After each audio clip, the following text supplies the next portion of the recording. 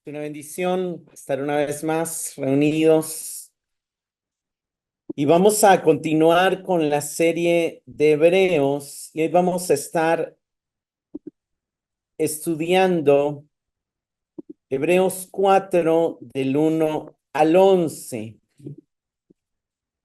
Y yo le he titulado al tema de esta mañana, que es parte del verso 11, una frase del verso 11 donde el autor nos dice: esforcémonos por entrar en su reposo. Un repaso breve de los capítulos 1 al 3. El autor empezó enseñándonos que en los últimos días Dios ha traído la más completa revelación en su Hijo, dado que su Hijo no solamente es el mensajero, sino es el mensaje mismo. Ese Hijo es superior a los ángeles y por lo tanto el evangelio que Él nos ha anunciado es mayor a la ley de Moisés, que fue promulgada por ángeles. Luego el autor, hablando ya, estableciendo la superioridad de Cristo sobre los ángeles y sobre Moisés, empezó a detenerse en llevarnos a meditar en la generación del desierto y cómo el pueblo de Israel que salió de Egipto no pudo entrar en el reposo, porque aunque salió de Egipto en fe, en el desierto terminó cayendo en incredulidad y de alguna manera él está advirtiendo, él empezó a advertir desde el capítulo 3 sobre este peligro, dándonos el consejo de la importancia de exhortarnos los unos a los otros, pero en este pasaje él va a seguir con el mismo tema y él va a seguir de alguna manera con esta advertencia. Entonces, si pudiéramos dividir el tema de esta mañana en 4 puntos, los puntos sacados del mismo pasaje en el que vamos a estar meditando, lo primero que tenemos que ver es que la promesa del reposo permanece. Eso es algo maravilloso. Una de las cosas que él quiere dejar claro y lo ha estado evidenciando con la escritura es que la promesa del reposo permanece. Número 2, que los que hemos creído entramos ese reposo. También un punto claro en el pasaje es que algunos no han entrado en el reposo.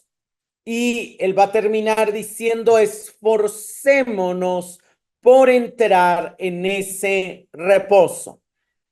Empecemos leyendo Hebreos 4, versículos 1 y 2. Dice la palabra de Dios: por tanto, temamos, no sea que permaneciendo aún la promesa de entrar en su reposo, alguno de ustedes parezca no haberlo alcanzado. Porque en verdad a nosotros se nos han anunciado las buenas nuevas, como también a ellos. Pero la palabra que ellos oyeron no les aprovechó por no ir acompañada por la fe en los que la oyeron. Es interesante porque el autor, el por tanto, obviamente es por todo lo que he venido explicando de la superioridad de Cristo, de la generación del desierto. Por todo eso tengo algo que decirles. Temamos. Es interesante porque en el capítulo 2 y verso 15 de la misma carta, el autor nos explicó que Cristo vino para hacernos libres del temor. Él vino para libertar a los que por temor a la muerte estaban toda la vida sujetos a esclavitud. Y sin embargo ahora nos dice: sí, ya Cristo los libertó del temor a la muerte. Pero no quiere decir que ya no teman en absoluto. Cambien el temor y en lugar de temer a la muerte, en lugar de temer al diablo, en lugar de temer al pecado, teman a no confiar en las promesas de aquel que los libra del temor. Teman en no tener puesta su fe en aquel que los hace libres del temor. ¿Cuál fue el error de la generación del desierto? Que no dejaron de temer a la muerte y no cambiaron su temor al Dios verdadero. Es interesante porque vuelve a decir, ¿verdad? Hay una promesa, así como había una promesa para la generación del desierto. Ellos no les aprovechó la promesa, porque no acompañaron esa promesa de fe. Nosotros tenemos promesas que también tenemos el riesgo de que no nos aprovechen si no las acompañamos de fe. ¿Cuáles fueron las promesas? ¿Cuál fue la buena nueva que oyeron? Ve el verso 2, porque en verdad a nosotros se nos han anunciado las buenas nuevas, como también a ellos. ¿Cuál fue la buena nueva que se les anunció a ellos? La buena nueva que se les anunció a ellos fue: los llevaré a una tierra que emana leche y miel. La buena nueva que se les anunció a ellos es: poseerán una tierra que emana leche y miel. También la buena nueva que se les anunció es que el Dios con el que estaban entrando en pacto es lento para la ira, grande en misericordia y perdona la iniquidad, la rebelión y el pecado. Pero la pregunta es: ¿cuál es la buena nueva que se nos anunció a nosotros? El evangelio del Señor Jesucristo, que todo el que en él creyere tendrá vida eterna. Y vida eterna no es una vida que va a empezar después de la muerte. Vida eterna es un nivel de vida al que podemos entrar desde aquí o podemos no aprovechar desde aquí. ¿Cuál es la buena nueva que el evangelio contiene para nosotros? Que hemos muerto, que hemos sido sepultados y que hemos resucitado juntamente con Cristo. ¿Cuál es la buena nueva que se anunció a nosotros? Que nuestros pecados han sido perdonados y que podemos obtener herencia entre los santificados. ¿Cuál es la buena nueva que se nos anunció a nosotros? Que para libertad fue que Cristo nos hizo libres, pero que necesitamos permanecer firmes en esa libertad porque tenemos el riesgo de volver a caer en el yugo de la esclavitud. Hermanos, la buena nueva que se nos ha anunciado a nosotros es vida eterna, es libertad, es luz, es perdón de pecados y herencia entre los santificados.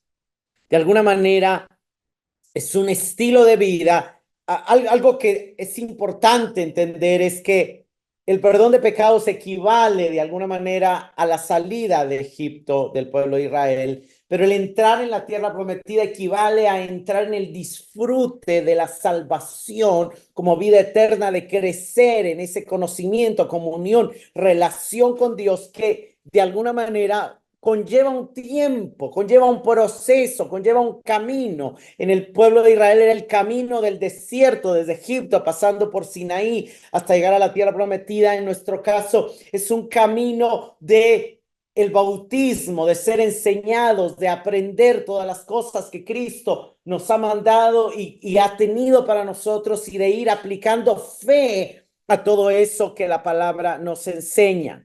Veamos un poquito cómo actuaron la generación del desierto. Claramente el autor dice: la promesa no les aprovechó porque no la creyeron ni actuaron en consecuencia de ella. Veamos Números 13, 27 y 28.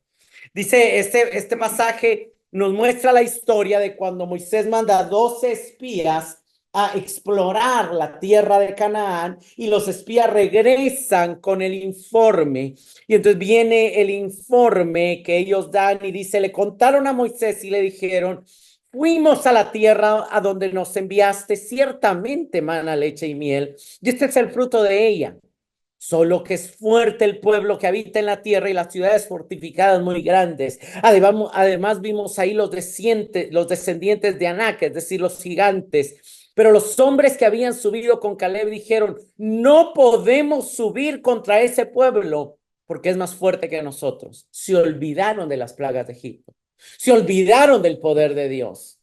Vieron a los gigantes más grandes que aún los dioses de Egipto que Dios había derrotado. Y dieron un mal informe a los israelitas que habían reconocido, diciendo: la tierra por la que hemos ido para reconocerla, ya no dicen fluye leche y miel. Miren el informe que dan: es una tierra que devora a sus habitantes. Y toda la gente que vimos en ella son hombres de gran estatura. Capítulo 14, verso 2.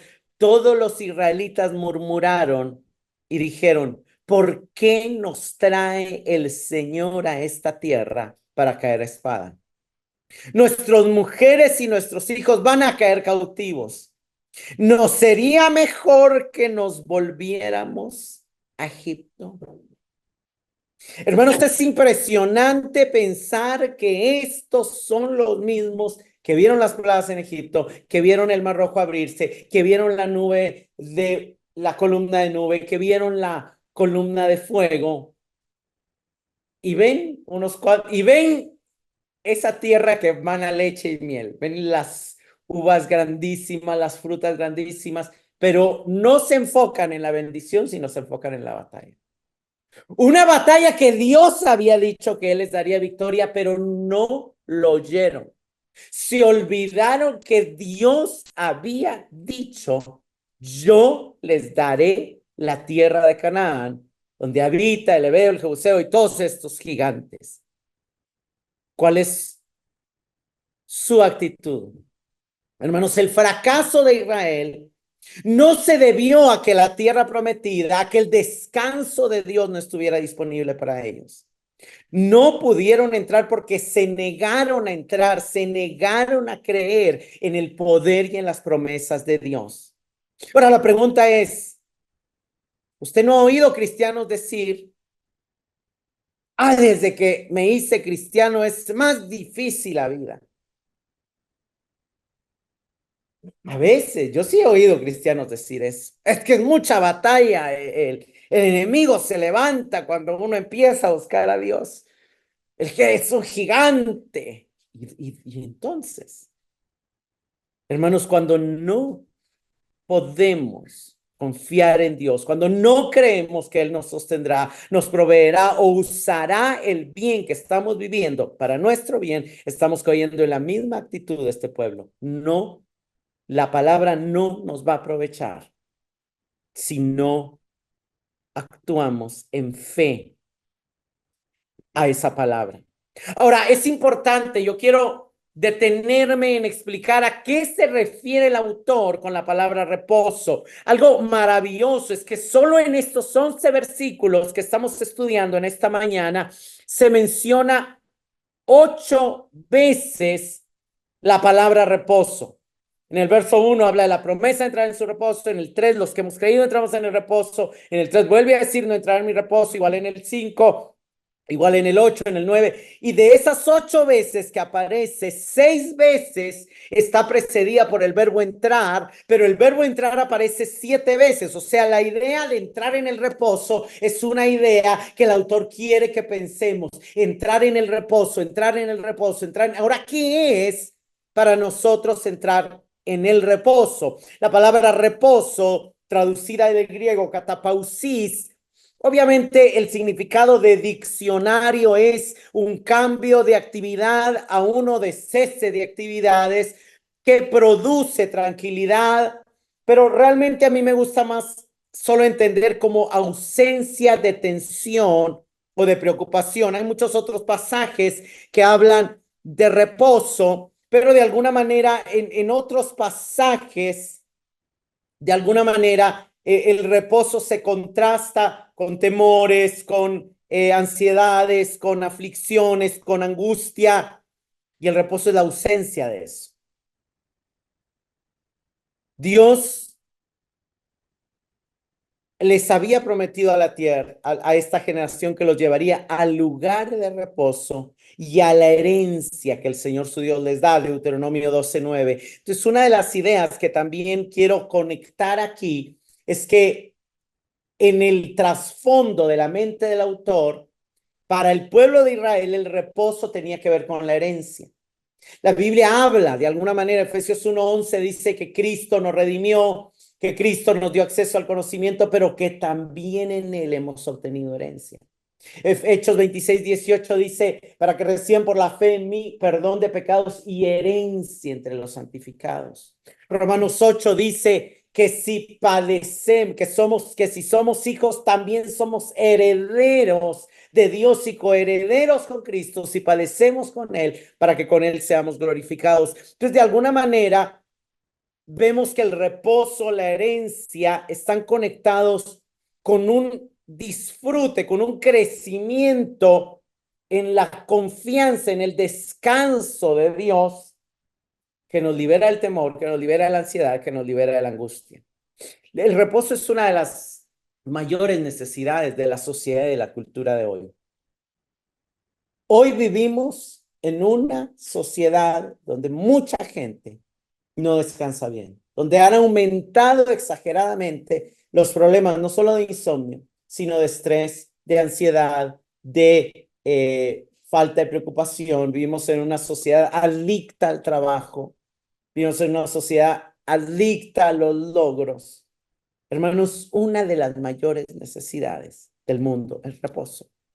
Ahora, algo que el pasaje también dice es que ya algunos han entrado a ese reposo, pero algo que también el pasaje dice, y lo dice 2 veces, es que falta que algunos entren en él, y al autor le preocupa que nosotros como lectores de su carta no vayamos a entrar. Entonces, eso es algo muy interesante. Sigue diciendo, verso 3. Pero los que hemos creído, entramos en ese reposo. Es interesante porque vuelve a la generación del desierto. Tal como él ha dicho, como juré en mi ira, no entrarán en mi reposo, aunque las obras de él estaban acabadas desde la fundación del mundo, porque así ha dicho en cierto lugar acerca del séptimo día, y reposó Dios el séptimo día de todas sus obras, y otra vez en este pasaje, no entrarán en mi reposo. Ahora quiero que nos enfoquemos en la primera frase, los que hemos creído. Es interesante que el verbo está en primera persona y el autor se está incluyendo a sí mismo. Número uno, él no está hablando de todos los creyentes que han creído en Cristo, porque él mismo está diciendo que algunos de los creyentes no han entrado. Él no se está refiriendo de alguna manera, él no está poniendo como ejemplo todos los que salieron de Egipto. Él se está como poniendo como ejemplo a un grupo al que en la imagen pertenecería Josué y Caleb, que sí creyeron y sí entraron. De alguna manera él está hablando de él juntamente con un equipo alrededor de él, de líderes, quizá refiriéndose al mismo equipo con quien él ha estado sirviendo, el mismo apóstol Pablo, Timoteo, quizá Aquila, Priscila, aún los 12 apóstoles, que han llegado a tener una fe más firme, como la que resultó teniendo Pedro después de haber sido zarandeado, y que Cristo oró por él: oraré que tu fe no falte, dando a entender que tu fe sea firme. De alguna manera no podemos descontar esta afirmación de que en el mismo párrafo él está diciendo falta que algunos entren, y él está diciendo algunos de ustedes parecen no haberlo alcanzado, pero él dice, algunos ya estamos en ese disfrute de la herencia de Dios. De alguna manera, y luego explica a qué se refiere el reposo. El reposo de Dios, dice él, consiste en la realización de sus obras. Las obras de Dios estaban acabadas desde la fundación del mundo, y por consiguiente su reposo es existido desde la fundación del mundo. Él quiere enfatizar que el descanso prometido no se refiere a alguna realidad futura para la humanidad. Algunos, al leer este pasaje, interpretan el reposo como el cielo, y está diciendo los que creen van a entrar al reposo celestial, y los que no creen se van a quedar fuera del reposo celestial. Esto no tendría sentido porque él todavía no está en el cielo. Y él ya está hablando de que hemos creído y ya entramos, o de alguna manera, al menos no está en el cielo como nos lo imaginamos, el lugar donde viviremos en total armonía, con ausencia de sufrimiento, mal, temor, con Cristo, aunque ya está en el reino celestial de Cristo, por supuesto, pero de alguna manera él viene y hace una referencia al propio reposo de Dios que precede a la historia humana, y nos dice: el reposo que yo me refiero es del que Dios habla en Génesis 2, y Dios reposó el séptimo día. Antes de entrar al reposo de Dios, veamos algunas de las evidencias de ese grupo de creyentes donde él se está incluyendo, que han alcanzado un nivel de paz en su alma, que pueden decir, ya entramos en ese reposo. De alguna manera vemos a Pablo diciendo, nos gloriamos en las tribulaciones. Vemos a Santiago diciendo, tengan por sumo gozo el que os halléis en diversas pruebas. Vemos a Pedro diciendo, en la medida que compartís los padecimientos de Cristo, regocijaos para que también en la revelación de su gloria os regocijéis con gran alegría. Vemos nuevamente a Pablo diciendo, esta leve y pasajera aflicción nos produce un eterno peso de gloria que sobrepasa toda comparación. Y más adelante, por eso me complazco en debilidades, insultos, privaciones, persecuciones, angustias por amor a Cristo. Ahora, hermanos, yo he estado en circunstancias donde estas palabras yo no las puedo hacer mías. Y conozco muchos cristianos donde no se están gloriando en las tribulaciones, sino se están quejando, se están lamentando. Y no quiere decir, y hemos visto ya en los salmos que eso es permitido. Pero el punto es de que es posible entrar a una dimensión del disfrute de la vida eterna que él llama reposo, que los otros autores llaman herencia, donde eso, estar ahí nos llevaría a un nivel de madurez en nuestra fe que nos permitiría gozarnos y gloriarnos aún atravesando pruebas, tribulaciones, donde la persecución, las incomodidades, los ataques del enemigo no nos quita el sueño ni nos roba la paz. Como si le está sucediendo a estos lectores, porque ellos están siendo perseguidos, están sufriendo y entonces están pensando si abandonar el cristianismo y regresarse al judaísmo. Estos creyentes están atravesando por diversas pruebas, por privaciones, por angustias, cosas contrarias al reposo, pero vemos que los apóstoles están atravesando por esas cosas que en otro tiempo les quitaba el reposo, pero ahora ya no se las quita.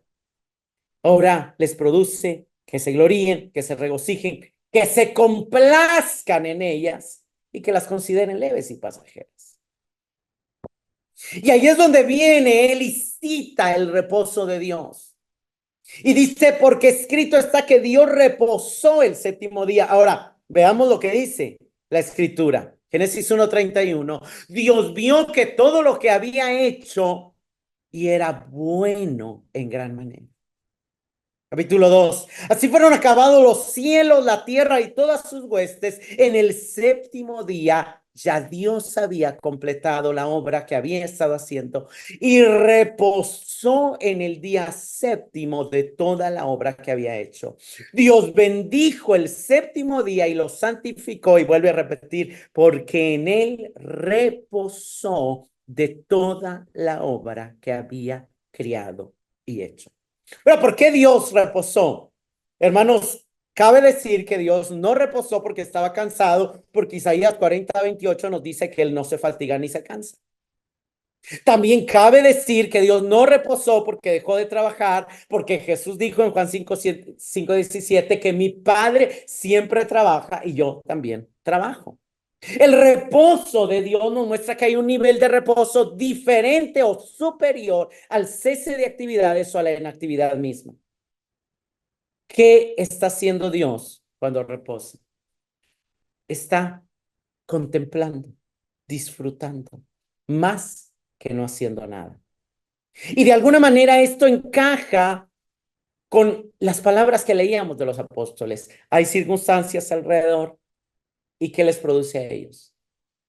El gloriarse, el regocijarse, el tener por sumo gozo, el complacerse. Eso es reposo. Entrar al reposo es entrar a un disfrute de nuestra vida cristiana donde prevalece no el temor, no la angustia, no la preocupación, no el lamento, sino donde no prevalece el regocijarnos, donde prevalece el disfrutar a Dios, aún en medio de las dificultades, donde prevalece el tener por sumo gozo, donde prevalece el gloriarnos en Él. Y esto fue lo que la generación del desierto se perdió, el disfrute. de la tierra que fluía leche y miel, pero también el disfrute de ser libres, de ser sustentados, de ser protegidos por Dios. El disfrute de ver la mano de Dios entregándole las tierras de los gigantes. Sigue diciendo el autor. Por tanto, verso 6, puesto que todavía falta que algunos entren en él. Todavía falta, hermanos. Siempre va a haber creyentes a nuestro alrededor que falta que entren en ese disfrute de la vida eterna, donde sean libres de la angustia, del temor, de las preocupaciones. Todavía falta que algunos entren en él. Y aquellos a quienes se les anunció las buenas nuevas no entraron por causa de la desobediencia. Aquí el autor está diciendo claramente, recordemos, el juramento de exclusión se pronunció solo contra algunos. No es que ya nadie entró, entraron los hijos, entró Josué y Caleb, solo contra los que desobedecieron, Dios juró, no entrarán. Pero Dios dejó abierto para que otros entraran. Y dice, Dios otra vez, verso 7, fija un día. Hoy. Es hermoso. Porque lo que está diciendo es que los que entrarán son aquellos que al escuchar la advertencia pronunciada por el Espíritu Santo, ya no desobedecen, sino que responden con fe y obediencia. ¿Cuándo entrarán en ese reposo? ¿Cuándo es el día? En un futuro lejano, al morir y resucitar. No, no, no, no, no. Hoy. Hoy es el día que Dios ha fijado para abrirnos la entrada a su reposo. Diciendo por medio de David, después de mucho tiempo, como se ha dicho antes, si ustedes oyen hoy su voz, no endurezcan sus corazones. Hermanos, Dios nos está hablando hoy a cada uno de nosotros y hoy nos está diciendo, tengo un reposo para ti. Tengo una herencia para ti. No endurezcas tu corazón. Verso 8. Porque si Josué les hubiera dado el reposo, Dios no había hablado de otro día después de ese. Es interesante porque después de que Josué entra, conquista y reparte la tierra, dice, y Dios les dio reposo sobre sus enemigos. O sea, sí hubo un mínimo reposo que Dios les dio.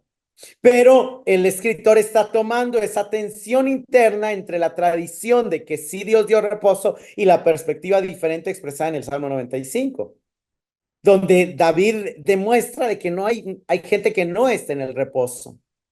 Hermanos, entrar a Canaán no marcó el cumplimiento total de la promesa divina, sino que era una sombra que señalaba a otra realidad mayor. Era una realidad más fundamental. Pero en realidad, tener una tierra no nos libra de la angustia. En consecuencia, la experiencia de descanso en Canaán, que así la vivieron algunos, porque para cuando, por ejemplo, a Caleb mata a los gigantes y recibe esa tierra, era una tierra hermosa. Dice que después su hija va y le pide, dame las fuentes de arriba y las fuentes de abajo. O sea, era una tierra llena de cataratas, así como Costa Rica, ¿verdad? Una cosa preciosa. Y él descansó en esa tierra. Pero ese descanso era figura de algo mayor. Era símbolo, tipo del descanso completo que Dios pretende para su pueblo. Ahí es donde entra el verso 9. Sí, sí, sí, algunos de ellos descansaron. Pero Dios estaba hablando de algo mayor, de otro día después de ese. Queda, por tanto, un reposo sagrado para el pueblo de Dios. Es interesante que en el verso 9 la palabra reposo ya no es la palabra anterior que les había dicho ¿cómo era? Ya se me fue.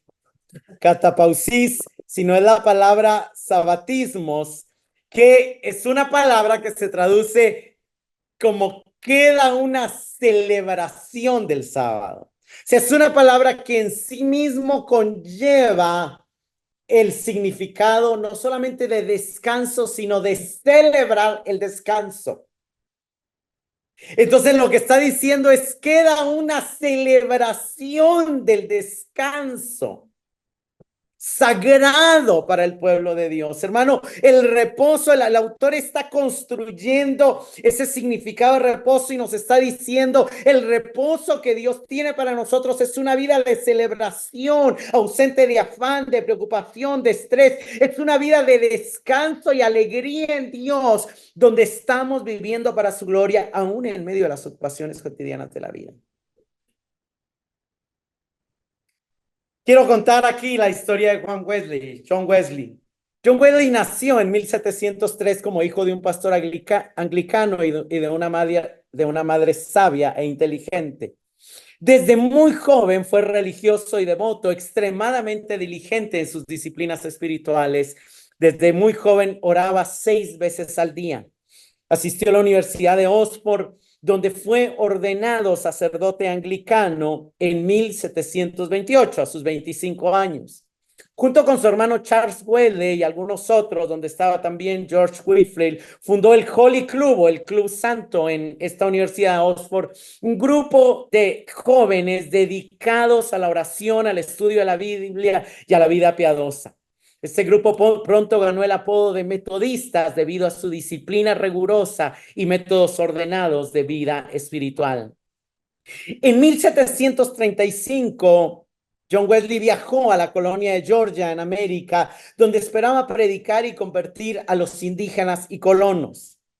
Lo interesante es que mientras Wesley viajaba desde Inglaterra a América, el barco en el que iba se encontró con una fuerte tormenta en el Atlántico. Durante la tormenta, Wesley, al igual que muchos otros pasajeros, estaba aterrorizado por la posibilidad de que el barco se hundiera. Sin embargo, notó algo sorprendente. En el mismo barco iba un grupo de misioneros alemanes conocidos como los moravos. Ese grupo de personas permaneció completamente tranquilo y en paz, cantando himnos, llorando con serenidad en medio de la tormenta. Wesley quedó profundamente impresionado porque él se dio cuenta de que había un grupo de creyentes que ya había entrado en el reposo y que él era uno de los que aún no había entrado en el reposo. Él se quedó impresionado por la calma y la fe inquebrantable de los moravos. Se dio cuenta que a pesar de su rigor religioso y de su devoción, no tenía la misma confianza y seguridad en Dios que tenían ellos. Este encuentro lo llevó a cuestionar la propia autenticidad de su fe y se dio cuenta de que aunque había seguido todas las prácticas religiosas, no tenía la salvación, la certeza de la salvación ni la profunda relación con Dios que vio en los moravos. Los vio a ellos, estaban en absoluta paz. Ellos no le tenían miedo a la muerte, ellos no le tenían miedo al naufragio. Ellos seguían siendo amables entre todos y ellos oraban juntos. ¿Sabe qué fue la conclusión a la que Wesley llegó? Yo no conozco a Dios como ellos. Yo no confío en Dios como ellos. Hermanos, necesitamos entender que necesitamos conocer más y confiar más en Dios. Verso 10. Pues el que ha entrado en su reposo, él mismo ha reposado de sus obras, como Dios reposó de las suyas. Por tanto, esforcémonos para entrar en ese reposo. No sea que alguien caiga siguiendo el mismo ejemplo de desobediencia. Corremos un gran riesgo. Corremos un gran riesgo. Temamos, dice el verso 1. Tenemos que tener miedo de haber sido salvos, de haber sido perdonados, de tener la promesa de entrar al cielo y de vivir aquí una vida tan llena de afanes, temores y preocupaciones como un no creyente. Tenemos que tener miedo de no disfrutar la herencia a la que se nos dio acceso. La herencia de gozo, la herencia de paz, la herencia de plenitud de vida a la que podemos acceder en Dios. Hermanos, en los 6 días Dios tenía que ordenar y llenar la tierra todo de tal manera para que encajara y fuera autosustentable. Pero en el séptimo día Dios dice, no es que voy a dedicarme a no hacer nada, pero voy a cambiar, voy a dejar de crear y voy a empezar a revelarme al hombre y a través de él al resto de la creación. Dios reposó de sus obras, no de sus actividades, sino que cambió de crear a relacionarse. El que ha entrado en su reposo ha reposado de sus obras. ¿Sabe cuál es la obra que más cansancio le da al hombre? De manera general, ¿verdad? Yo sé que aquí una de las obras que más nos cansa es construirnos una identidad. Es demostrarnos a nosotros mismos y demostrarle a los demás lo bueno que somos. No es lo mismo decir, tengo que hacer esto, tengo que hacer este, que decir, puedo hacer esto y disfrutarlo. Es interesante porque el mismo verso 11 parece contradecirse, porque el verso 10 dice, seamos como el que ha entrado en su reposo y olvidémonos de hacer obras. Y en el verso 11 dice, esforcémonos. Es como cuando Pablo le dice a Timoteo, esfuérzate en la gracia. La gracia es no hacer nada y esforzarse en la gracia parece una contradicción, porque la gracia es ya Dios lo hizo todo.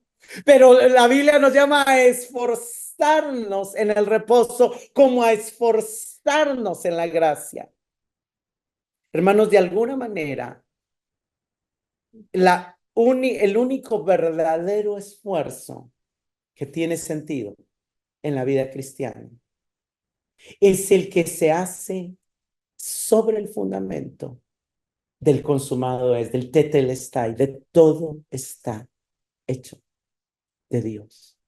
Cuando yo descanso, cuando yo ya no vengo a construir, cuando yo ya no hago cosas por construir un valor, por ganarme la salvación, por hacerme agradable a Dios, sino descanso es en lo que Cristo hizo por mí y desde lo que Cristo hizo por mí, empiezo a disfrutar el caminar en la vida que Él me ha permitido caminar en libertad, en el usar los dones que Él por gracia me ha regalado, en el llenarme de Él para parecerme a Él.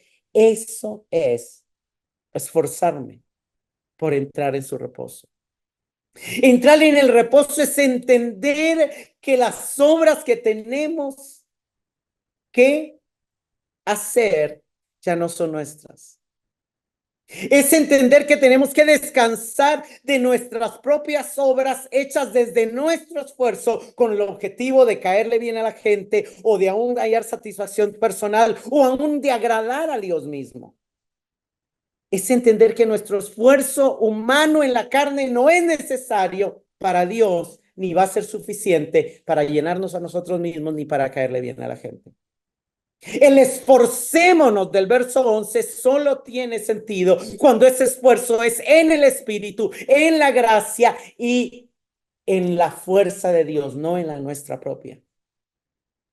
Entrar al reposo tiene que ver con abrazar el hecho de que estamos unidos a Cristo y de que Él nos está llamando a dejar que su vida se exprese en nosotros, porque nosotros somos la iglesia que Él quiere llenar para llenarlo todo a través de nosotros. El esfuerzo que somos llamados a hacer es un esfuerzo por oír su voz y por obedecerle, porque por dejar que Él haga dentro de nosotros. ¿Cómo nos esforzamos por entrar en ese reposo? Juan 3:21. Pero el que practica la verdad viene a la luz. El verso anterior decía, el que practica lo malo no viene a la luz, no quiere venir a la luz porque se va a dar cuenta que sus obras no sirven para nada. Y eso lo va a cansar más. Pero el que practica la verdad viene a la luz. para que sus acciones sean manifestadas que han sido hechas en Dios. Hermano, repito, la tarea más agotadora del ser humano es trabajar para construir un valor y una identidad, para lograr ser alguien.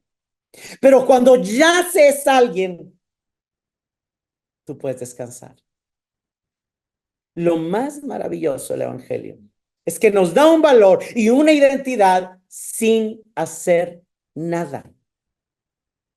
Y nos permite demostrar que ya tenemos ese valor y esa identidad en obras que no son nuestras y por lo tanto no nos cansan, sino que son las obras de Dios a través de nosotros. Porque dice, como dice que son las obras del que practica la verdad, son obras hechas en Dios. Dios hizo las obras, no las hizo el hombre. Juan 15:5, yo soy la vid, vosotros las sarmientos o las ramas. El que permanece en mí, ese da mucho fruto. ¿De quién es el fruto? De la vid. Pero ¿dónde se expresó? A través de la rama. Por eso Pablo dice, con Cristo estoy juntamente crucificado. Y ya no vivo yo. No soy yo el que abrazo, no soy yo el que amo, no soy yo el que predico, no soy yo el que perdono, no soy yo el que sirvo, no soy yo el que me esfuerzo, es Cristo en mí. Y entonces yo estoy descansado. Yo reposé de mis obras. Isaías 26:12, Señor, tú establecerás paz para nosotros, ya que también todas nuestras obras, las que realmente tuvieron sentido eterno, las que realmente impactaron a otros, tú las hiciste por nosotros. Eso es descanso. No es no hacer nada, es que usted solo es un instrumento y el que está haciendo es Dios a través de usted. Primera de Corintios 15:10, pero por la gracia de Dios soy lo que soy y su gracia para conmigo no resultó vana, antes viene trabajado mucho más que todos ellos, aunque no yo. He trabajado mucho más, no, la verdad no fui yo, dice Pablo, sino que fue la gracia de Dios en mí. Viví en el reposo de Dios. Colosenses 1:29, y con este fin también trabajo, esforzándome según su poder que obra poderosamente en mí. ¿Es Pablo el que está obrando? No, es el poder de Dios obrando a través de Pablo. Hermanos, el esfuerzo no debe ser por hacer algo. Cuando el autor dice esforcémonos por entrar en el reposo, lo que le está diciendo es esforcémonos por ser solamente un instrumento en las manos de Dios, para que sea Él el que actúe y obre a través de nosotros, para que sea su poder, para que sea su gracia, para que sea Cristo en mí y no yo. Y la exhortación a esforzarse en el verso 11 nos recuerda el verso 3. Se entra en el reposo de Dios creyendo, confiando. ¿Qué promesa? ¿Cuál es una de las más grandes promesas que nosotros tenemos que no la tuvo el pueblo de Israel? La unión con Cristo. El hecho de que Cristo se puede expresar en mí. El hecho de que estamos crucificados con Él y es Él en nosotros. El punto del autor es abandonémonos más en Él, permanezcamos en Él, no nos separemos de Él para que su fruto se exprese en nosotros.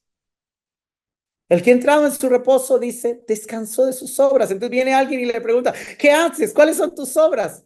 Y entonces él responde, yo no hago nada, yo no tengo obras. Pero hiciste aquí, y fue Dios en mí. Fue la gracia de Dios en mí, fue el fruto de Cristo expresado en mí, pero vino de Él. Solamente que yo fui el medio de manifestación, de expresión. Esa vida, que es la vida eterna a la que hemos sido llamados, no es cansada, no es trabajosa, no es agotadora, porque esa vida es el yugo fácil y la carga ligera que pone Cristo sobre sus seguidores.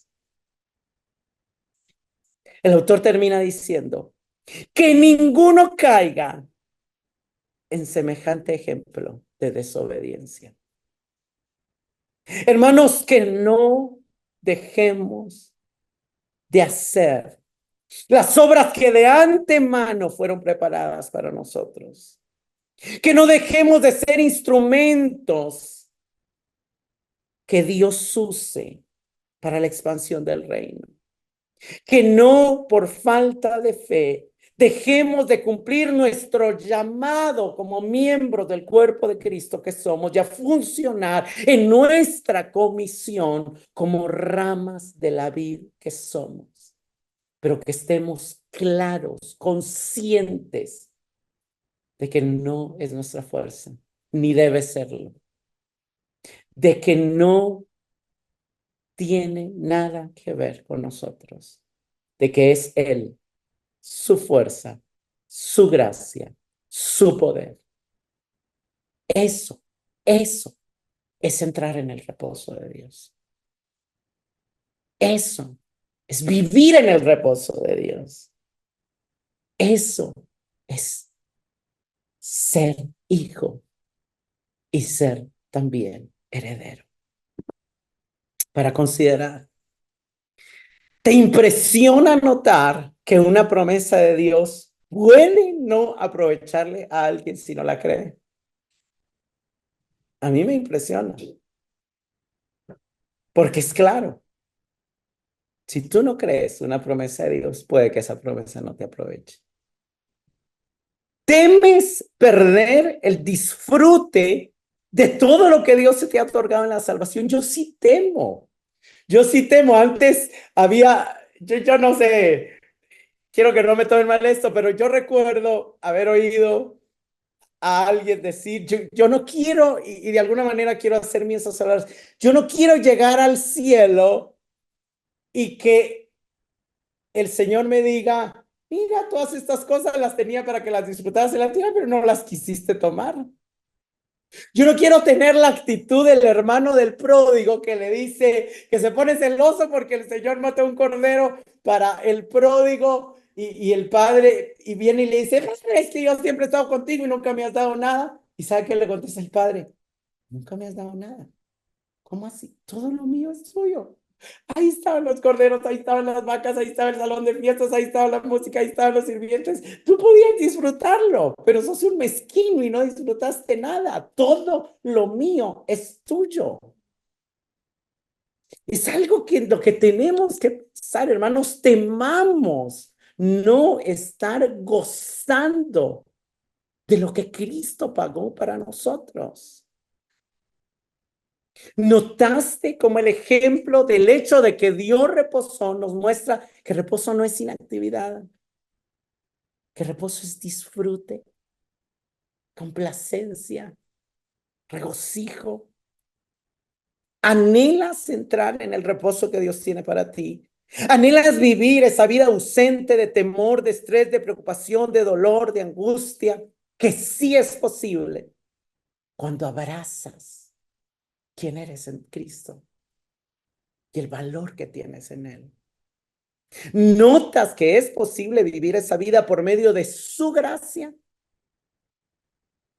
Y como pregunta final, ¿te esforzarás hoy por entrar en su reposo? Pongámonos de pie.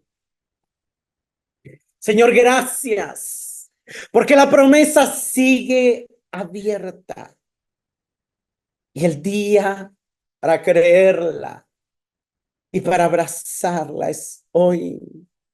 Señor, hoy hemos oído tu voz a través de tu palabra y hoy no queremos endurecer nuestros corazones con incredulidad. Hoy queremos entrar en tu reposo.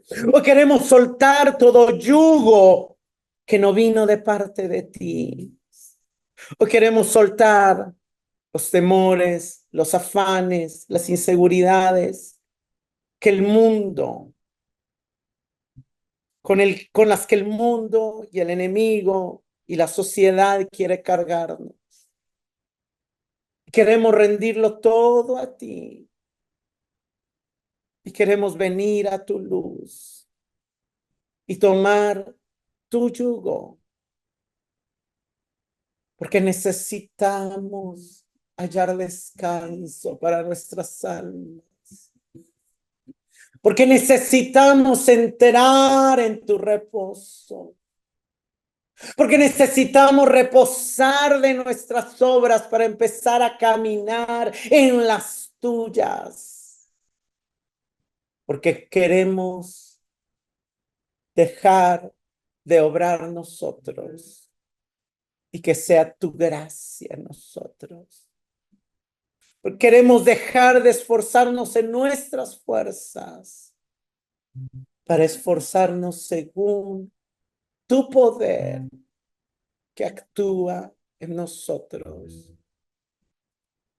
Señor, queremos afirmar que contigo estamos juntamente crucificados y que ya no vivimos nosotros, sino que eres tú el que vives en nosotros. Señor, que tu amor,